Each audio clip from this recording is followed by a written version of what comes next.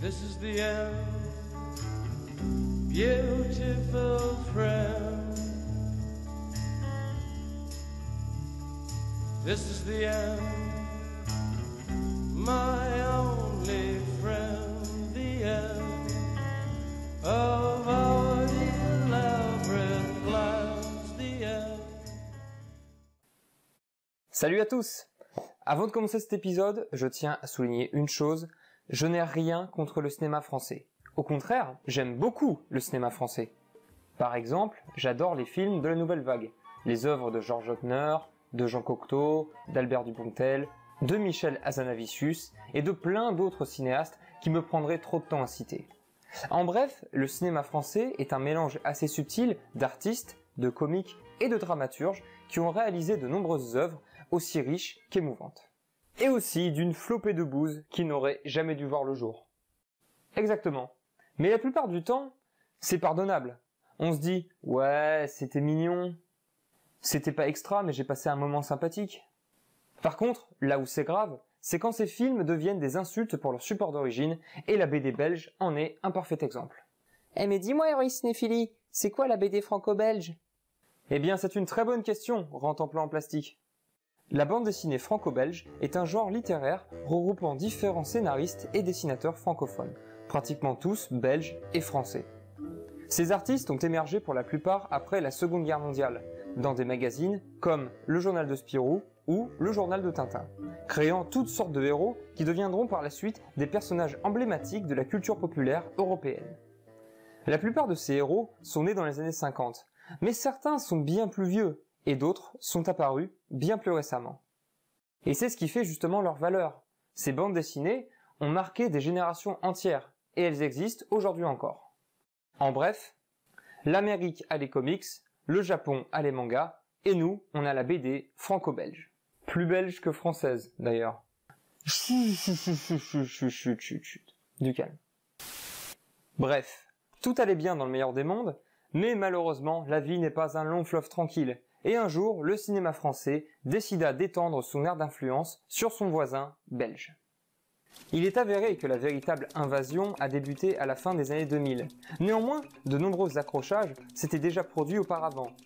En 1961 et en 1964, les films Tintin et la Toison d'Or et Tintin et les Oranges Bleues marquent le début des hostilités. C'était la première fois que des personnages de BD francophones étaient adaptés en live-action. Et le résultat était, disons, moyen. Les histoires étaient cool, originales et dans l'esprit de la BD. Mais en même temps, je suis pas trop fan. Vous voulez une raison? Voici Tintin dans la BD, et voici Tintin dans le film. Ah, c'est magnifique, tu ne trouves pas, Milou?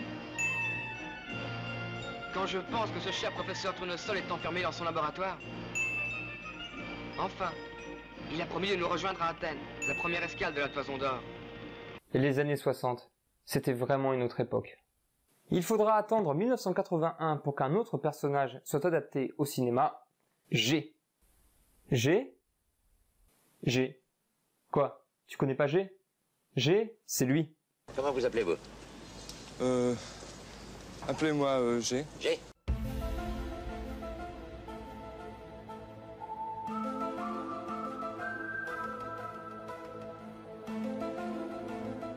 Fais gaffe à la gaffe, l'adaptation non officielle de Gaston Lagaffe. Alors ce film, il est naze.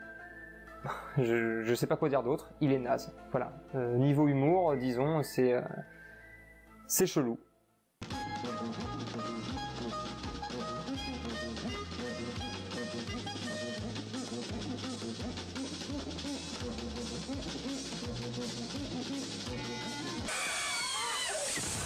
En fait, pour l'anecdote, Fais gaffe à la gaffe n'est pas une adaptation officielle, car à l'époque, Franquin, le créateur de Gaston Lagaffe, avait refusé que l'on fasse un film sur son personnage. C'est le créateur de Gaston Lagaffe qui a dit ça quand même, hein. Déjà à l'époque, il le sentait mal. Franquin nous a quittés en 1997, mais fort heureusement pour nous, le cinéma français a su honorer sa mémoire. En d'autres termes, ce mec a chié sur la tombe de celui-ci. Wow, ça c'est de la métaphore. Bah vas-y, trouve mieux, gros malin. Eh bien, on peut dire que Pef est à Franquin Ce que Mark David Chapman est à John Lennon. Ce que John Wilkes Booth est à Abraham Lincoln. Ce que George Clooney est à Batman. Je vous adore, les mecs. Je le tuerai, je le tuerai, je le tuerai, je le tuerai. Après la purge de Fais gaffe à la gaffe et pendant les années qui suivirent, la situation sembla s'être apaisée. On notera juste en 1991 la sortie d'un film Lucky Luke réalisé par Terence Hill, suivi en 1996 par Les Bidochons. Deux adaptations qui ne méritent même pas qu'on s'y attarde tellement elles sont mauvaises. Il y a des baffes qui se perdent. On aurait pu croire que cette suite de nombreux échecs critiques allait calmer l'ardeur des studios, mais en réalité, elle ne fit que les motiver à poursuivre le massacre. Mais avant d'attaquer la Belgique, la France devait s'autodétruire.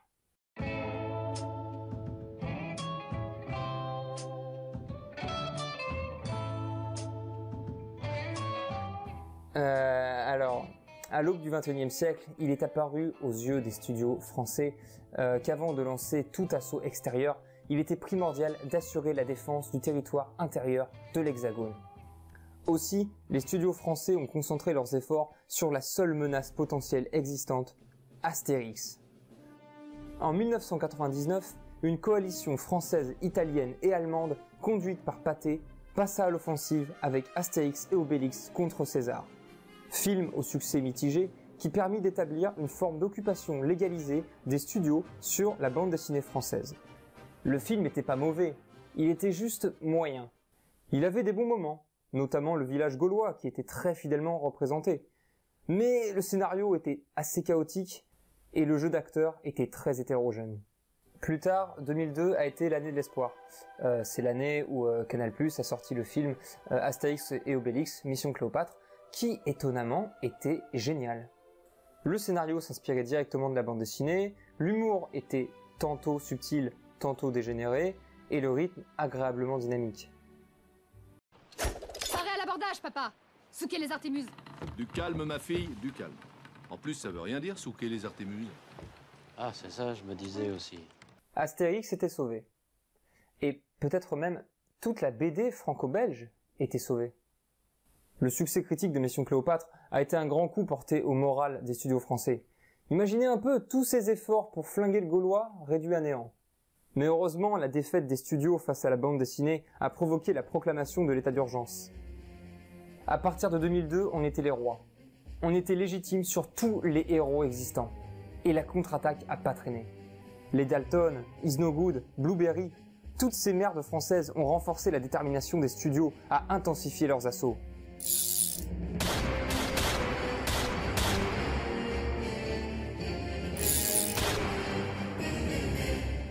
Et on arrive en 2008 avec la sortie d'Astérix aux Jeux Olympiques, film qui marque l'apogée du carnage dans les années 2000.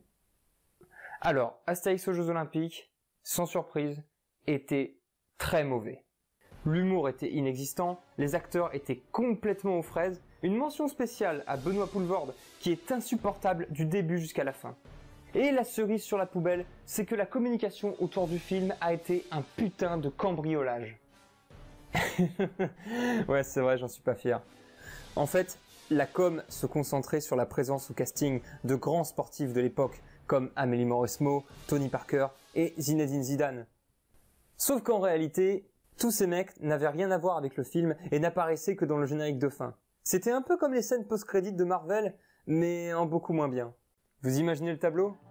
La ménagère a casqué 8 boules de ticket pour voir une scène de 2 minutes. Ah, c'est sûr, hein ? Ça fait cher le toucher rectal.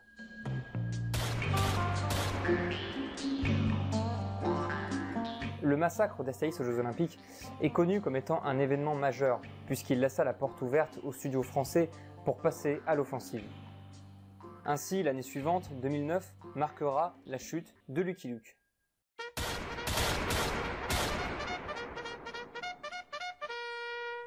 Puis en 2010, le front se stabilisa. Plus aucun assaut ne fut tenté. On en venait à espérer un armistice, mais la réalité était bien pire. C'est un peu l'histoire qui se répète. Les studios américains ont senti la vague de troubles qui sévissait en Europe et évidemment sont venus se joindre à la fête. En 2011, les Français attaquèrent avec l'élève du Cobu pendant que les Américains débarquaient avec Tintin et le secret de la licorne, Largo Winch 2 et les Schtroumpfs. Un film très étrange dont l'intrigue se déroulait à New York. Les Schtroumpfs à New York. Tout est dit.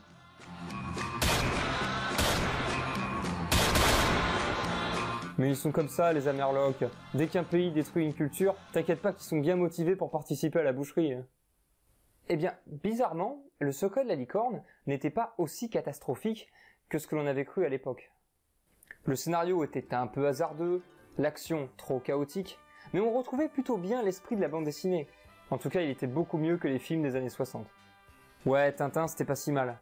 Par contre, ça a pas calmé les studios, qui ont tout de suite continué l'offensive avec, en 2012, le Marsupilami et les Vacances de Ducobu. Bah ouais, c'est une règle au cinéma. Quand un film est pourri, c'est toujours mieux d'en faire une suite encore plus pourrie.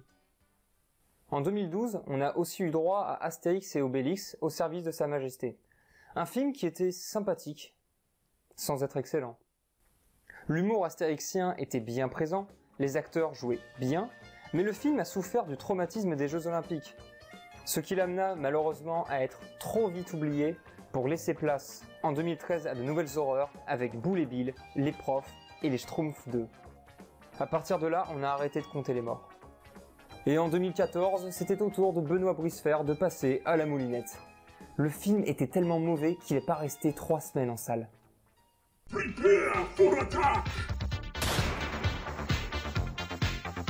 Puis il y a eu Les Profs 2 en 2015, puis Boule et Bill 2 en 2016. En 2016, il y a aussi eu Le Petit Spirou. Un carnage.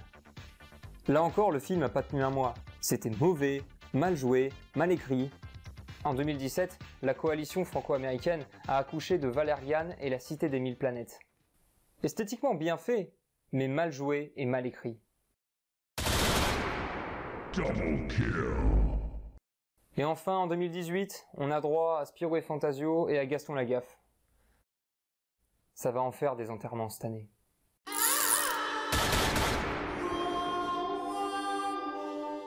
Et c'est fini, pour l'instant. Alors, le bilan. C'est le schnapps total. Ouais, complètement. Le gros problème, c'est que la plupart du temps, les studios essaient de moderniser ces œuvres. Par exemple, dans Gaston Lagaffe, le film se passe dans une start-up à l'ère du numérique, alors que la bande dessinée d'origine se déroulait dans les bureaux du journal de Spirou durant les années 60-70. Et ça, c'est tout simplement intolérable. Ces bandes dessinées sont cool parce que justement, elles s'inscrivent dans une autre époque. Du coup, l'humour, les répliques et surtout les personnages s'inscrivent dans cette époque. Et à trop moderniser, on fait n'importe quoi. Et puis, beaucoup de ces BD n'ont pas d'histoire. Ces gags tenaient sur une page, et jamais ils n'avaient été pensés pour tenir sur un scénario de 90 minutes. Et Gaston Lagaffe, c'est pire. Au début de la bande dessinée, les gags de Gaston tenaient sur 3 cases. 3 putains de cases. Bonne chance pour faire un film d'1h30 avec ça. Bref, on va pas y passer des heures. Retenez juste que Mission Cléopâtre, c'est cool, le reste, c'est naze à 90%. Ce qui est vraiment paradoxal, c'est que les types qui réalisent ces films ont grandi avec ces bandes dessinées. Ils les connaissent, ils veulent leur rendre hommage, mais en cherchant à les glorifier, ils ne font que les détruire. C'est ça, la grande ironie du cinéma français. Ouais, rendre hommage. Vous savez, il faudrait vraiment arrêter avec ce genre de conneries. Vous pensez réellement que la jeunesse moderne ne connaît pas ces personnages ? Mais si c'est le cas, mais vous êtes vraiment con comme un ballon. Mais allez fouiller dans n'importe quelle maison de France et vous trouverez toujours un Astérix ou un Tintin qui traîne dans un coin. Parce que vous pensez réellement qu'un gars comme Spirou avait besoin d'un film pour se faire connaître ? Vous voyez, c'est ça la vraie farce. Faire du fric en jouant sur l'affectif du public. Et jouer sur l'affectif, les studios savent très bien le faire. Car même si la plupart des adaptations que nous avons citées ne méritent même pas d'exister, elles ont rapporté. Et vous savez ce qu'on dit d'un film qui rapporte ? Si ça rapporte, c'est que c'est bien. En effet, l'argent est le nerf du producteur. Et tant que ces merdes rapporteront du fric, rien à foutre des critiques négatives. Les studios français continueront d'en réaliser. Parce que public rime avec fric. Parce que la BD franco-belge, ce n'est pas que Astérix et Tintin. Il reste de nombreux héros et de nombreuses héroïnes qui n'ont pas encore été détruites par la vanité de quelques réalisateurs prétentieux. Kit Paddle, Cédric, Bécassine, voici les prochaines cibles du cinéma français. Des films déjà prévus, qui sortiront dans les prochaines années, et dont on peut déjà deviner le destin. Un succès commercial, mais un échec critique, et une honte supplémentaire, autant pour le cinéma français que pour la bande dessinée franco-belge.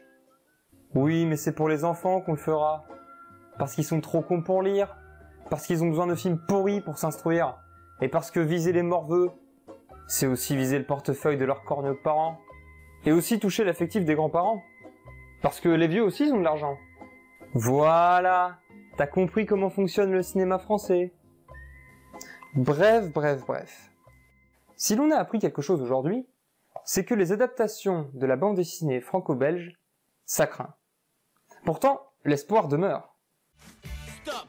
J'en ai marre que mes heures de cours se transforment en heures de colle. Cette année, c'est le grand concours, j'ai toujours pas compris l'école. Car si les films en live-action vous ont déçu, vous pouvez toujours vous recentrer sur les films d'animation. Les 12 travaux d'Astérix, Tintin et le lac aux requins, Le domaine des dieux. Voici autant d'exemples qui laissent à penser que le dessin l'emportera toujours sur le réel.